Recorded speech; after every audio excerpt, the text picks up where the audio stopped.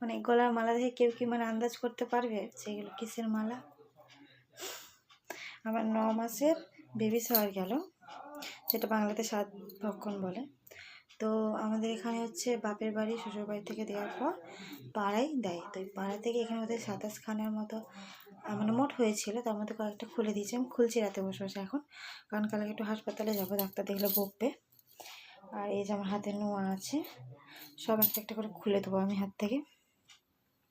মানে এত পরিমাণে হচ্ছে, এখনও কালকে একটা বাকি আছে, সেটা আমি হচ্ছে হাসপাতাল থেকে এসে তারপরে খাবো।